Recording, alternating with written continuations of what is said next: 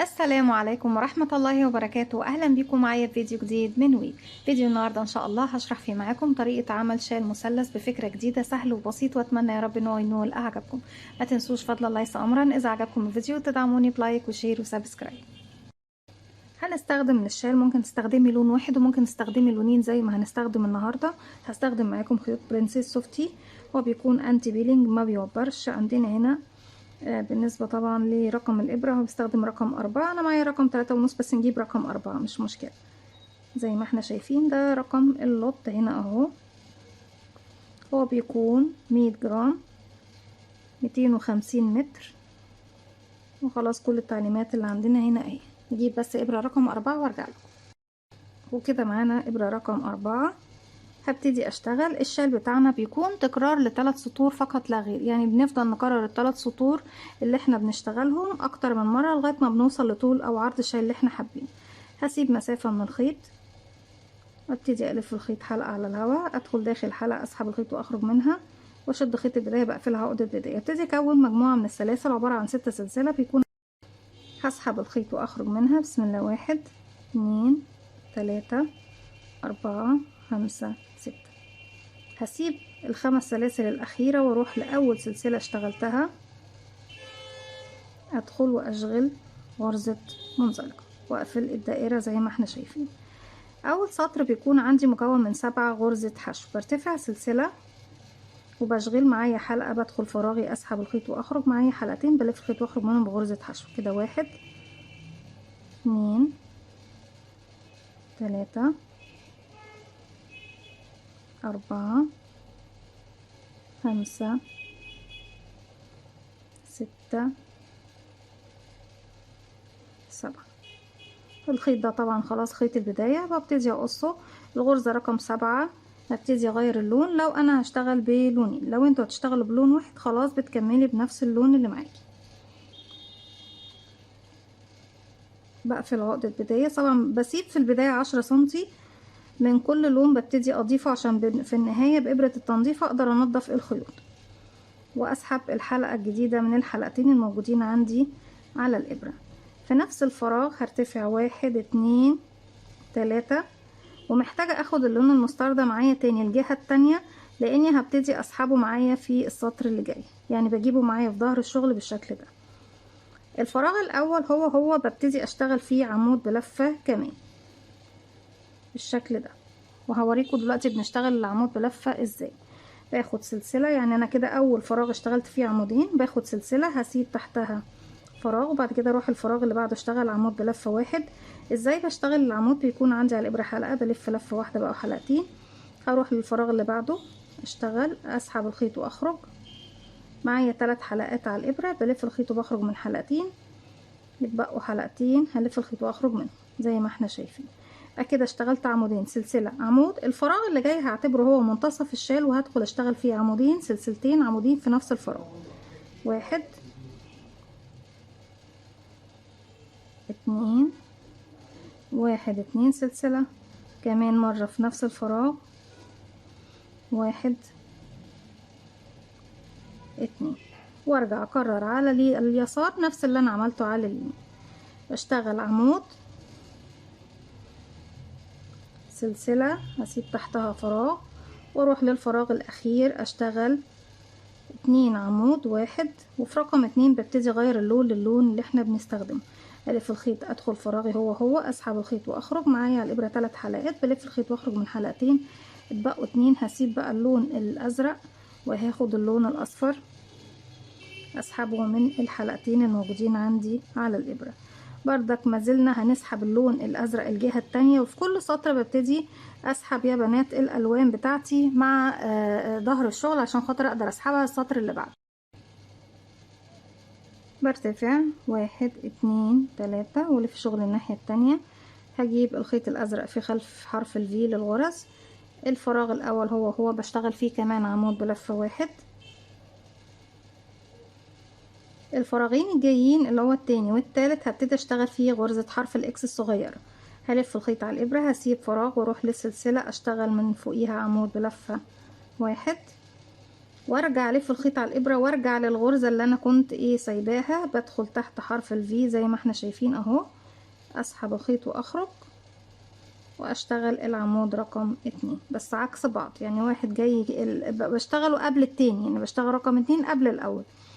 ارجع الف الخيط على الابره في نفس الفراغ، بدخل بسيب الفراغ ده تاني، هروح بقى هنا عندي للعمود ده، هدخل اشغل العمود بلفه واحد وارجع تاني نفس فراغ السلسله هو هدخل اشغل العمود رقم 2 بحيث اكون كونت في المكانين في الفراغين دول غرزه حرف الاكس زي ما احنا شايفين. ارجع الف الخيط على الابره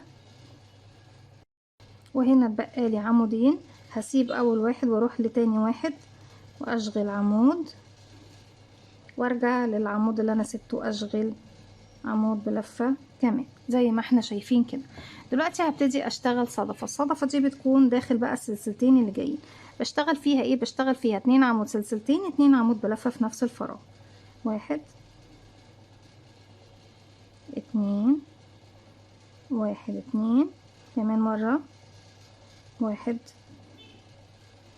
2.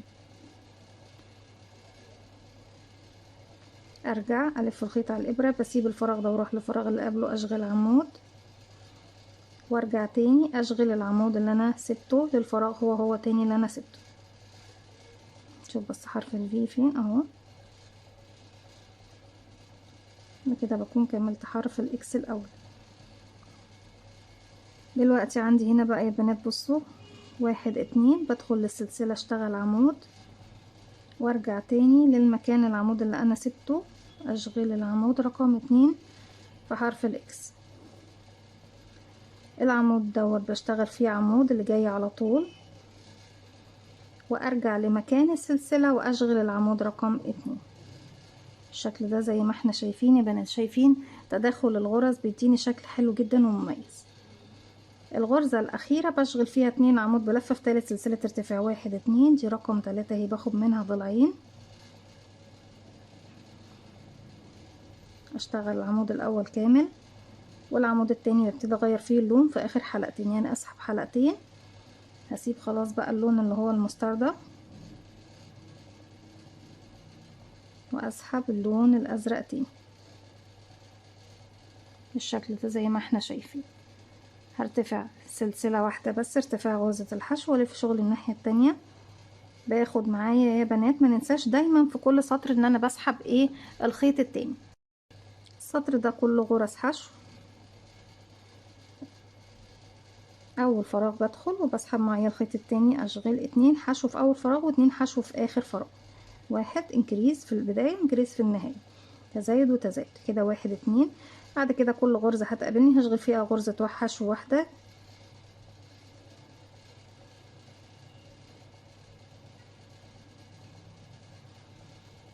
بامكاننا نطبق الشال بلون واحد وبامكاننا نطبقه بلونين. انا حبيت بس ان انا اطبقه معاكم بلونين النهارده علشان خاطر ابين لكم واوضح لكم شكل الموديل، وفي نفس الوقت عشان البنات يشوفوا طريقة تغيير الالوان بتكون امتى وازاي بنشوفها مع بعض.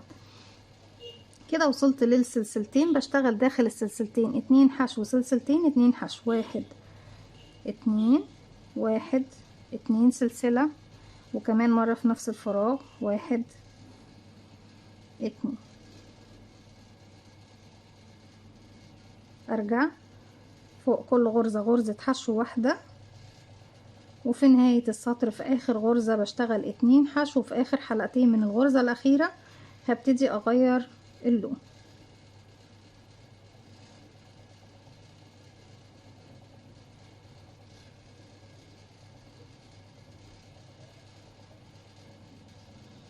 ثالث سلسلة ارتفاع. طبعا انتوا ممكن في بنات المبتدئات بيعتبروا ان السطر كده انتهى، لا السطر ما انتهاش يا بنات. انا كده دي اخر غرزة اشتغلتها، لكن عندي الغرزة الاخيرة بالفعل هي ثالث سلسلة ارتفاع. تمام، دايما ناخد بالنا من النقطة دي عشان الاعداد ما تختلفش معاكم. بشتغل في الغرزة الاخيرة غرزتين، يعني بصوا كنتوا هتختلفوا في 2 غرزة 1 2 وفي رقم 2 بسيب بقى اللون الازرق اسحب اللون المستردة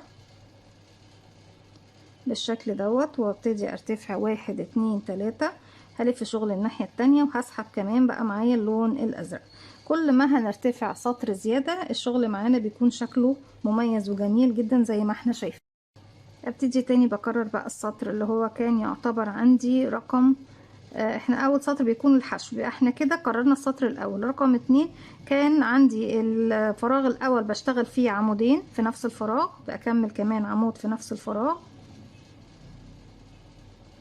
وبعد كده ببتدي اشتغل ايه يا بنات؟ عمود. العمودين دول باخد سلسله عمود سلسله عمود سلسله عمود.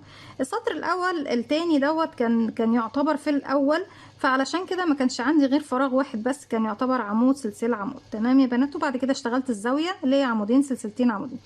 اما هنا انا عندي فراغات كتير، وطبعا كل ما هترتفع زياده في الشال هتلاقي عندك فراغات كتير.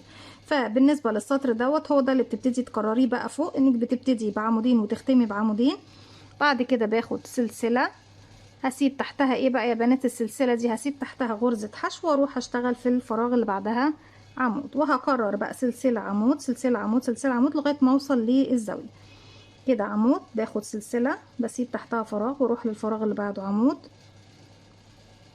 سلسله، هسيب تحتها فراغ واروح اكمل عمود سلسله، نسيب فراغ ونروح نشغل عمود سلسله، بسيب فراغ واروح اشغل عمود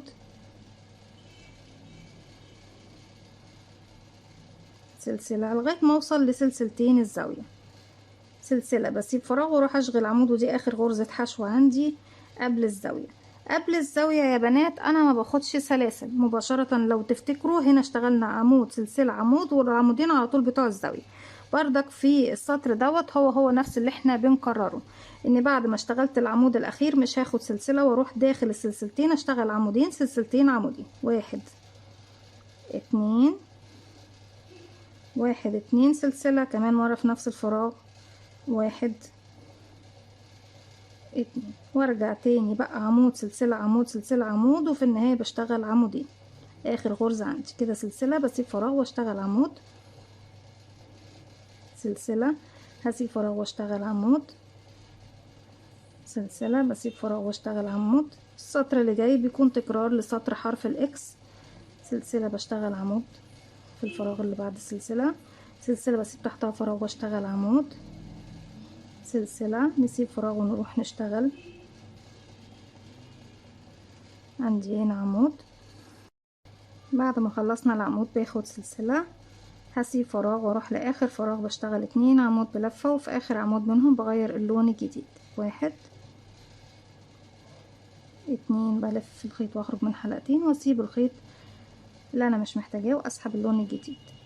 السطر اللي جاي السطر اللي بنكرر فيه غرزة حرف الاكس، واحد اتنين تلاتة، وبعتبرها عمود بلفة وبسحب خيطي الناحية التانية التاني.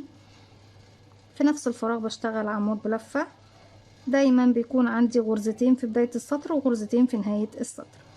بعد كده هبتدي اكرر بقى بطريقة غرزة حرف الاكس، وهنا هيكون طبعا السطر ده هو اللي هنبتدي هيكون بداية يعني تكرارنا للسطور اللي هي كلها فوق. يعني بصوا يا بنات، بالنسبة طبعا للسطر اللي فيه عمود سلسلة عمود، هو السطر دوت اللي احنا اشتغلناه مع بعض هو اللي تبتدي تكرريه فوق، لان اول سطر طبعا مش بيكون واضح بالنسبة لنا. بالنسبة لسطر غرز الحشو هو برضك اللي بيتكرر عندك فوق، يعني بنبتدي من الحشو ده او السطر ده وده اللي هنبتدي نكرر، يعني الثلاث سطور الاخيره اللي بنشتغلهم دول مع بعض، لان ده اخر سطر هشتغله معاكم. كل السطور اللي جايه بعد كده هتكون تكرار للثلاث سطور دول، واحد اتنين تلاتة. هروح اشتغل فين دلوقتي بقى؟ انا عندي عمود رقم اتنين وسلسله، اروح للسلسله، هسيب العمود واشتغل في السلسله الاول، وارجع اشتغل فين؟ في مكان العمود اللي انا سبته، عمود بلفه تاني. ارجع يا بنات، بصوا بقى انا مش هشتغل في السطر ده على الاعمده خالص، ما عدا اخر عمودين هما اللي هشتغل عليهم بس، اما بقيه السطر مش هشتغل على الاعمده، هشتغل على السلاسل. هنشوف دلوقتي الطريقه هتكون ايه. هسيب العمود واروح للسلسله اشتغل عمود، ارجع فين تاني يا بنات بقى؟ ارجع للسلسله اللي انا كنت اشتغلت فيها في الفراغ اللي فات. دايما هتكون عامل مشترك ما بينها وبين ايه؟ السلسله اللي وراها على طول بشكل حرف الاكس. ارجع الف الخيط، اروح لفين؟ هسيب العمود واشتغل فوق السلسله عمود، ونرجع فين تاني؟ للسلسله اللي قبلها اشتغل فيها العمود رقم اتنين، واكرر هسيب عمود واشتغل في السلسله عمود، ارجع للسلسله اللي قبلها واشتغل العمود رقم اتنين، بسيب العمود واشتغل فوق السلسلة العمود الاول، ارجع للسلسلة اللي قبلها اللي انا اشتغلت فيها اللي فاتت واشغل العمود رقم 2 ولغاية ما اوصل للزاوية بشتغل بنفس الطريقة دي. اروح اسيب العمود واشتغل فيه السلسلة عمود وارجع للسلسلة اللي قبلها اشتغل العمود التاني.